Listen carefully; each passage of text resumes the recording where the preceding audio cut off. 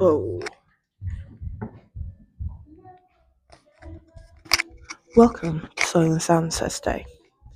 The poster was in the background, then I dropped my phone and moved things around. The idea is to do a quick walk around and also to incorporate bits of like kind of vlog, B-roll footage kind of vibe, but also show off my favourite pieces. I have written a script. Let's see if we stick to it.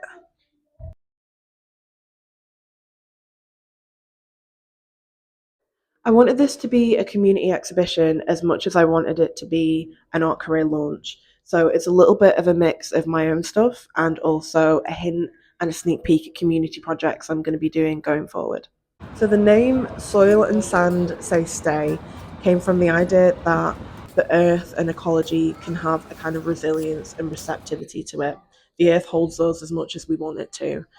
Something that I personally felt in darkest times of mental health was that being in nature was a kind of homecoming and like being held. When you say nobody wants me here, the earth absolutely does. The earth needs you here as much as it needs your CO2, it needs your empathy, it needs your protest. The Hamlet piece was pivotal if we're looking at this as a creative journey. It was one of the first big pieces I did, and it was inspired by Papa Essiedu's Hamlet in 2016-17 RSC tour. The idea that Denmark and this Shakespeare concept can then be transferred over to Africa and represent a different kind of culture with the same themes of death, revenge, competition, and there's a few symbols dotted around the piece that then incorporate that narrative. The following few pieces mix a little bit of trauma, exploitation, and commercialization into a weird, fluffy pop art embodiment. It also comments on the themes of like La Boo Boo, La Foo Foo. And we've also got The Pink Poodle, which is a little secret. This one is one of my favorite films. If you haven't seen Sinners, go and watch it. Get a life. Also, this is the last scene, no spoilers, but I wanted to look at themes of freedom, what it means to have redemption on one side and the other thing on the other. It's also mixed media, and it's something that I really enjoy making. It's something that I've talked about where some of my strengths might be, so I'm excited to do bigger, slightly more dramatic stuff like this in the future. There's a few pieces back here. We've got the star in the corner and the mixed media altars going along the back.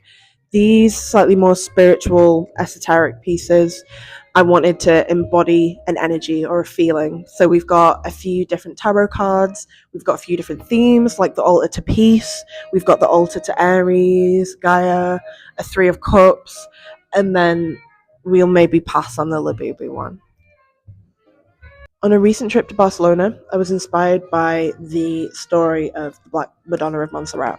This idea of the black being symbolic, but also the history of the location. It was an old temple of Venus, and the story about when they tried to transport the statue, they found it was too heavy to move. This idea that something can be natural, immovable, resistant, and should be returned to the earth.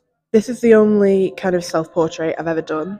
It's called My First Tattoos Felt So Big because at the time everything did feel so big, and these small markers of the small time I spent on the earth felt so overwhelming, like the wave that's going to crash over, and was the same design as one of my tattoos, so I'm clearly very original. This painting is called Lotus to celebrate the new album from Little Sims, including the little picture, and I really wanted to combine some bright colours, hieroglyphs, and a bit of culture in a piece of art to celebrate one of my favourite artists. I had a great time building a mini community centred around this exhibition, and there were some really cool contributors, and I really felt that people came together for this, and I'm so grateful for that. Thank you to everyone who came, helped. On to the next one. It needs your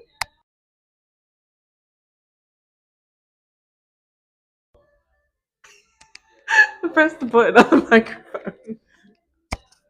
Okay. It needs your protest. It needs your protest